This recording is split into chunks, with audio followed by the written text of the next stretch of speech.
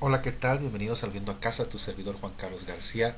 Después de un periodo largo, continuamos con los estudios de verso por verso. El Padre Celestial me dio ahí un jalón de orejas. ¿Cuánto tiempo me estás dedicando? ¿Cuánto tiempo me estás dedicando? ¿Verdad? Y uno, este, pues como que se deja llevar por las cosas del mundo, ¿no? Y empiezas a estar más en las cosas de aquí, como decía Yeshua, deja que las cosas del César son para el César, las cosas de Dios son de Dios, ¿no? Y uno se afana con tal de salir adelante, tenemos familia, y de repente llegas cansado del trabajo y te empiezas a alejar de estar leyendo las escrituras o de estar compartiendo las escrituras. Híjole, y ayer el padre me dijo cuánto tiempo me estás dedicando. Entonces, continuamos con con estos estudios verso por verso, vamos a aprender, sigamos, el tiempo está muy complicado, los tiempos son muy difíciles, se ve que todo está caminando de acuerdo a la voluntad del Padre, nos dirigimos a la etapa final, digo, ya lo sabemos, todos ya lo sabemos, ¿no? Entonces hay que estar más en el Padre que las cosas del mundo. No quiero decir con esto que no sigas trabajando, no sigas viendo por tu familia, ¿no? Pero hay que dedicarle mucho tiempo al Padre, hay que estar en oración, en nuestra mente todo el tiempo. De hecho, pues todo lo que haces, él es el que tiene el control de las cosas. ¿Eh? Él es el dueño de todo, de tu dinero, de todo.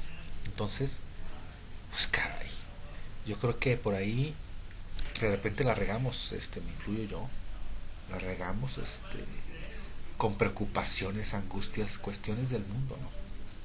Y nomás está viéndonos y a decir, ay, ay, ay, ay, ay, ¿verdad? Bueno, entonces nos quedamos en Génesis, no, perdón, este es Mateo. Mateo capítulo 3 con el tema Juan el Bautista. Vamos a comenzar los estudios con los capítulos 39 y 40 de Isaías. Esto es con el fin de generar un preámbulo y ver el contexto de Mateo capítulo 3, ¿sale?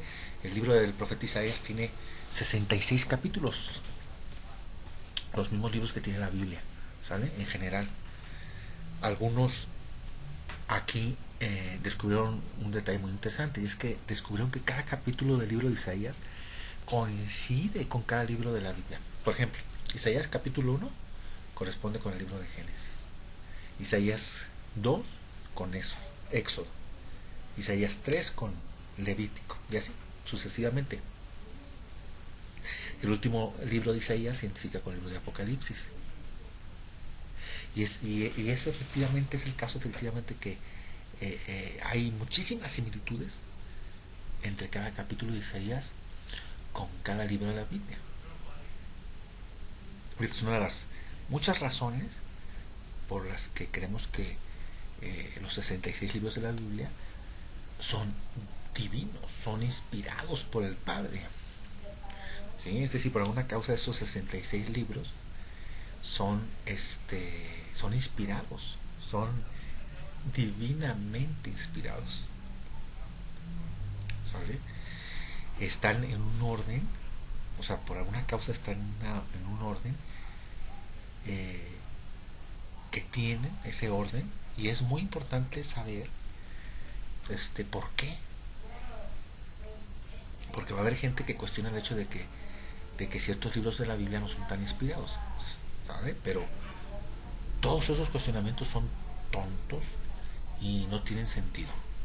Porque si conoces verdaderamente la Biblia, verso por verso, te darás cuenta de que es imposible que tuviera la armonía que tiene la Biblia si no fuera esta hecha por Dios, inspirada divinamente, ¿no? Entonces vamos a hacer estos análisis, vamos a hacer el análisis de los capítulos. El 39 de Isaías corresponde al libro de Malaquías. Aquí se encierra el Antiguo Testamento, ¿sale? Prácticamente ahí está lo que es el Antiguo Testamento, y el primer libro del Nuevo Testamento es el Evangelio de Mateo, que corresponde al capítulo 40 de Isaías. Entonces vamos a ver si hay alguna correspondencia de acuerdo a lo que estamos hablando, ¿no? Isaías, vamos empezando a leer Isaías 39:1.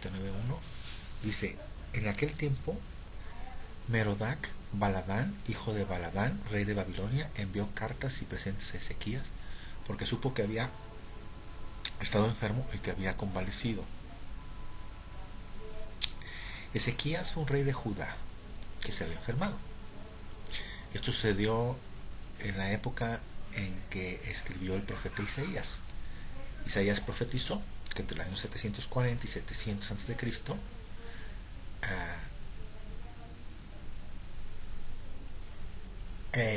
Le tocó ver cuando las tribus del norte fueron llevadas al exilio en el año 722 a.C. Antes de esto, las 12 tribus ya se habían dividido en el año 931, en la época de Jeroboam y Robán. Las 10 tribus del norte se fueron con Jeroboam y las 2 tribus del sur se fueron con Roboam, hijo de Salomón. Las 10 tribus del norte se apartaron de Dios, se apartaron de sus mandamientos, hicieron altares con becerros de oro, se dieron a la idolatría, hicieron cosas terribles, y el Padre les envió profeta para advertirles, les envió profetas para advertirles, para que se arrepintieran, pero no hicieron caso. Y Isaías fue uno de los últimos profetas enviados por el Padre, y él iba para anunciarles que vendría el juicio, pero nunca le hicieron caso, y se llevaron al exilio a las 10 tribus del norte. ¿Quiénes se los llevaron? Los asirios. Se llevaron cautivos a las 10 tribus. ¿Sale? También querían conquistar a los judíos que estaban en el reino del sur.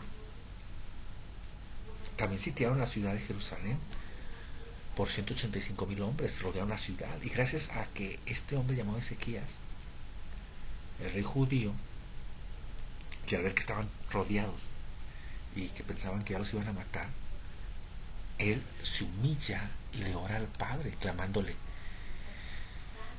por ayuda.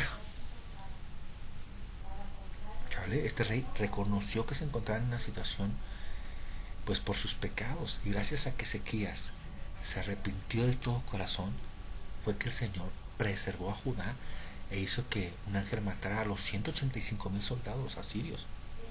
A los días se despertaron y vieron un montón de cadáveres por todos lados. Un solo ángel enviado por el Señor. Esta fue una victoria extraordinaria para Ezequías. Muchos confiaban en Ezequías, otros no. Es una historia impactante. Pasó Ezequías a la historia como uno de los reyes más justos de Judá. Y llegó un momento en que Isaías fue a ver a Ezequías y le dijo que ordenara su casa porque iba a morir. ¿Sí? A Ezequías aún no se quería morir y oró y le pidió al Padre un poco más de tiempo. Y el caso es que Dios envió nuevamente a Isaías a decirle a Ezequías que tendría 15 años más de vida. Y esto tiene una lección, porque si Ezequías hubiera muerto en ese momento, no hubiera pasado nada de lo que sucedió después. Porque en los 15 años extras que vivió Ezequías, no se apartó del Padre, pero tuvo un hijo llamado Manasés, que sí se apartó, y fue uno de los peores reyes de Judá. Hizo cosas terribles, metió la idolatría a Jerusalén, ¿no? Terrible. La moraleja es que cuando el Padre te da una aparente mala noticia, en realidad no lo es. Si Ezequías hubiera muerto sin pedir más tiempo de vida, se hubiera ido con el Señor sin problemas. Al morirte cuando estás en pacto con el Señor no es malo. Para ellos morirse no es una pérdida, sino una ganancia. ¿Qué dijo el apóstol Pablo? Para mí, el vivir es el Mashiach y el morir es ganancia. ¿Habrá un lugar mejor que estar en la presencia del Señor? ¿Habrá algo mejor? Cancún, Puerto Vallarta, Las Vegas. ¿Será? El punto es que cuando Ezequías se sanó, el rey de Babilonia le envió cartas, lo felicitó porque mejoró su salud. Entonces el rey Ezequías consideró muy correcto corresponder la atención del rey de Babilonia. Lo invitó a su casa, a Jerusalén, y les mostró las riquezas, los tesoros del templo. ¿Cómo se le ocurrió? Expuso las riquezas de Jerusalén este rey de Babilonia. Y a todos los que venían con él, y eran idólatras, no creían en el Elohim de Abraham, Isaac y Jacob. ¿Y cuál fue la consecuencia de haber presumido las riquezas por parte de Ezequías, pues resultó una tragedia. ¿Por qué? Por la codicia de los demás. Leamos Isaías 39:2, dice, y se regocijó con ellos Ezequías y les mostró la casa de su tesoro, plata y oro, especias, ungüentos preciosos, toda su casa de armas y todo lo que se hallaba en sus tesoros. No hubo cosa en su casa y en todos sus dominios que Ezequías no les mostrase. Entonces el profeta Isaías vino al rey Ezequías y le dijo, ¿qué dicen estos hombres y de dónde han venido a ti? Y Ezequías respondió, de tierra muy lejana han venido a mí, de Babilonia. Dijo entonces, ¿qué han visto en tu casa? Y dijo Ezequías, todo lo que hay en mi casa han visto. En ninguna casa hay en mis tesoros que no les haya mostrado. Entonces dijo Isaías de Ezequías, oye, palabra del Eterno de los ejércitos, aquí vienen días en que será llevado a Babilonia todo lo que hay en tu casa, y lo que tus padres han atesorado hasta hoy, ninguna cosa quedará, dice el Eterno. De tus hijos que saldrán de ti y que habrás engendrado tomarán y serán eunucos en el palacio del rey de Babilonia. Los eunucos, que eran esclavos, se utilizaban como guardias. Ellos se utilizaban para el servicio de la reina. Se los operaba a ellos para no tener descendencia. Isaías 39:8, dijo Ezequías a Isaías, la palabra del Eterno que has hablado es buena. Y añadió, a lo menos haya paz y seguridad en mis días. La lección de este acontecimiento es que no hagamos tesoros en la tierra, porque los tesoros en la tierra causan codicia y te los pueden robar. Es mejor hacer tesoros en el reino. Algunos pues pueden afanarse, ¿no?, en hacer tesoros, y tenemos que hacernos esta pregunta, ¿para qué en estos tiempos? Si vas a utilizar esos tesoros para hacer el bien, te aseguro que el Padre te va a dar más. Si vas a dar fuentes de trabajo y pagar bien, si vas a ayudar a la gente, ¿sí?, y si vas a llevar la palabra del Padre Celestial, o sea, con tus ingresos, hacer todo lo posible porque apoyar a las personas que están llevando esta palabra, y vas a invertir dinero. Si vas a irte a conocer, a estudiar, a saber más del Padre, te van por irte a Israel, conocer ahí verso por verso la Biblia, la palabra de Dios. ¿Sí? Si vas a ayudar a enfermos, a necesitados, yo te aseguro que el Padre te va a dar más, pero es poca la gente que puede estar pensando en eso. Hay gente que lo único que quiere es atesorar dinero, quiere seguridad, ¿verdad? Había un hombre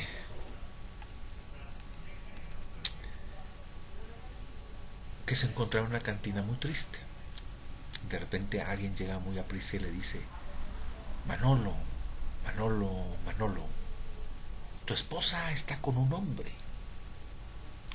Entonces el hombre se va rapidísimo, se angustia, dice, ¿qué onda con esto? Se echa a correr a su casa, agarra la bicicleta y va hecho la fregada y se estrella, man. Queda tirado en el suelo todo golpeado, con sangre por todos lados, y ya tirado se pone a pensar y se dice a sí mismo, oye, a mí mismo, yo ni siquiera me llamo Manolo, ni, ni sé andar en bicicleta, ni soy casado. Entonces la moraleja es que pienses lo que haces. A veces que anda uno muy acelerado y tienes que tranquilizarte, ¿sale? Tienes que tranquilizarte. O bueno, mira, ahí te va, había un muchacho en una playa, todos los días iba al mar a pescar. Si le daba sed se bajaba un coco y así, bueno, sucesivamente lo hacía todos los días.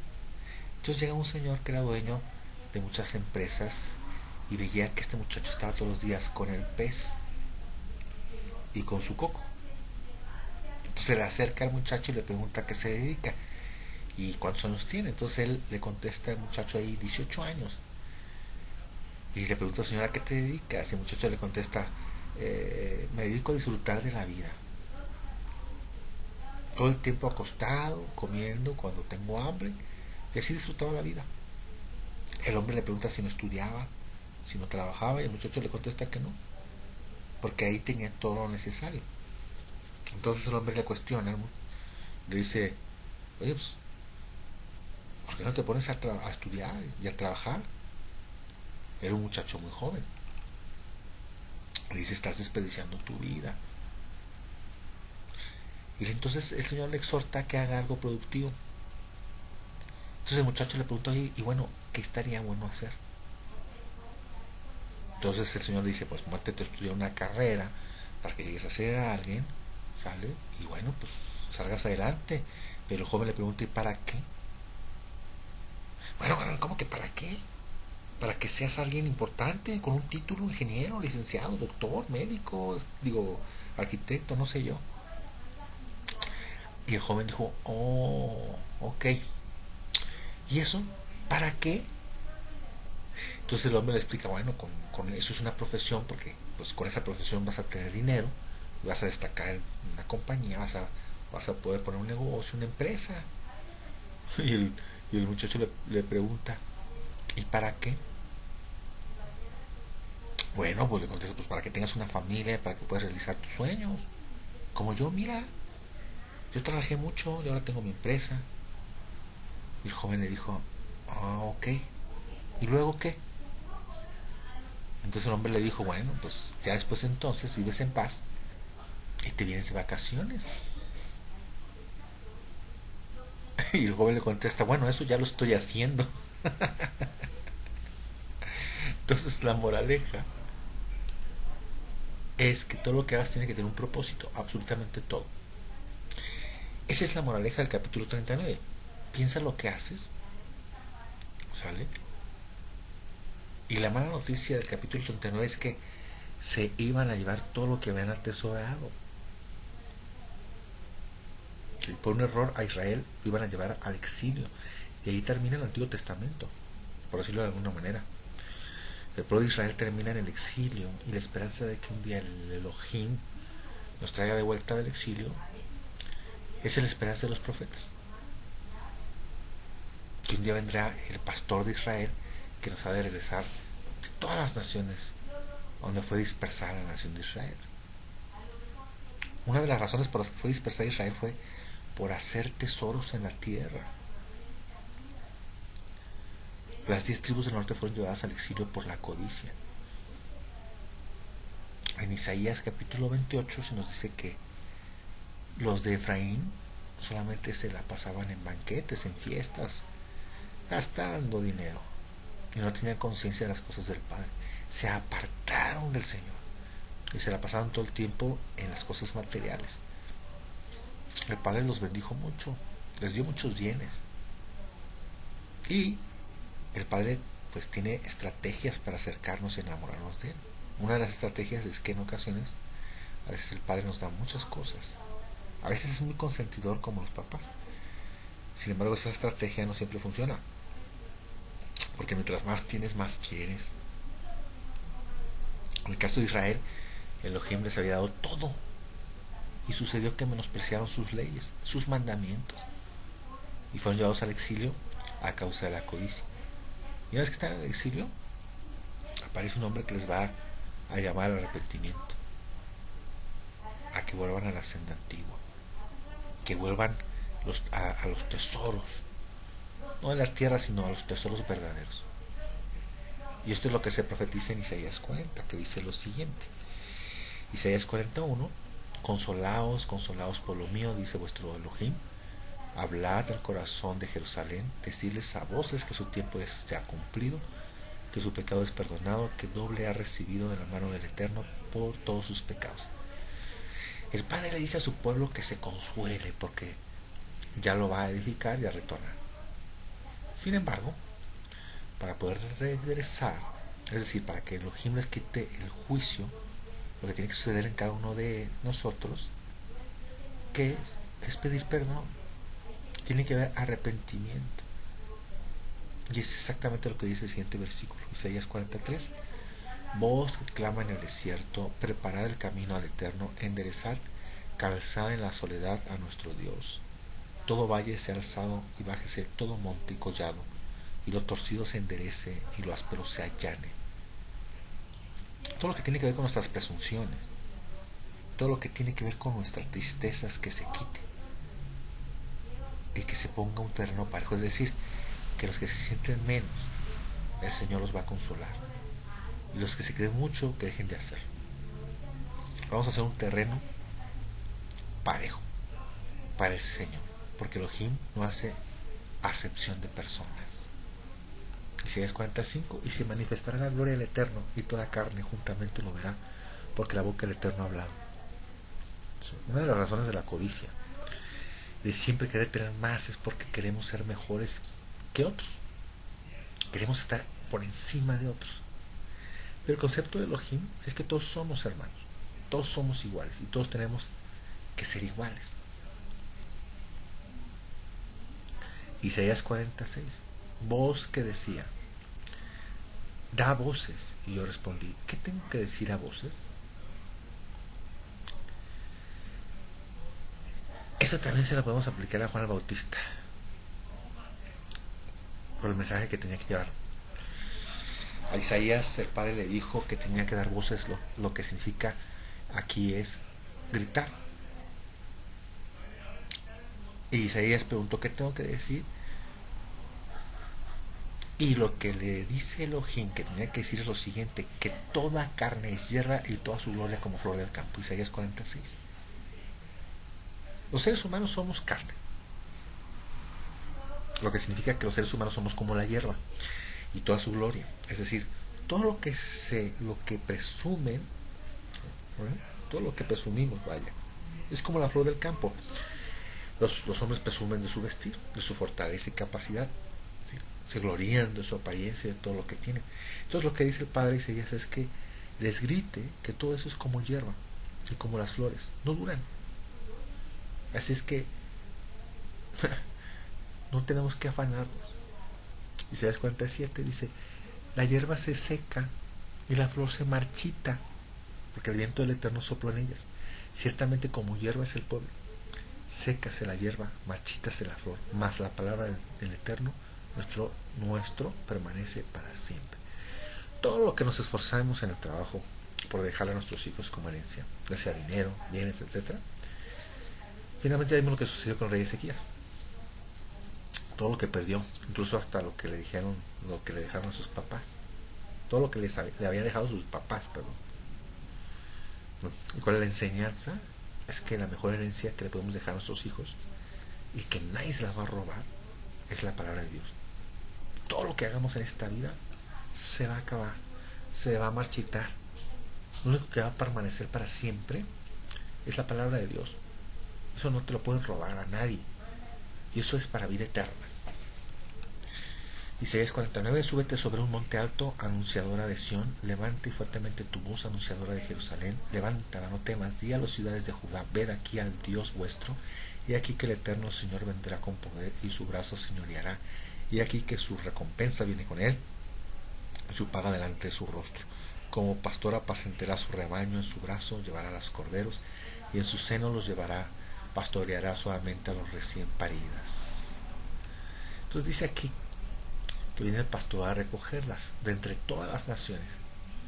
Y ahora sí vamos a Mateo capítulo 3 y vamos al cumplimiento de esta profecía.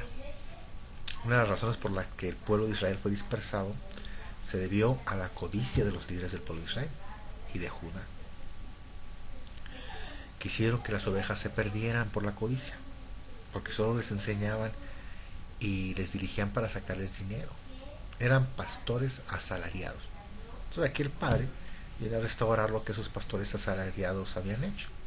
Entonces aparece Juan el Bautista para predicar arrepentimiento, para predicar que regresen a la palabra y que dejen toda esa codicia.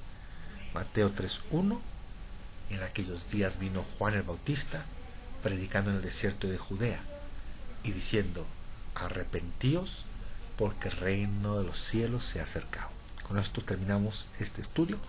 Habrá segunda parte. Todavía no comenzamos Mateo, pero quería mostrarles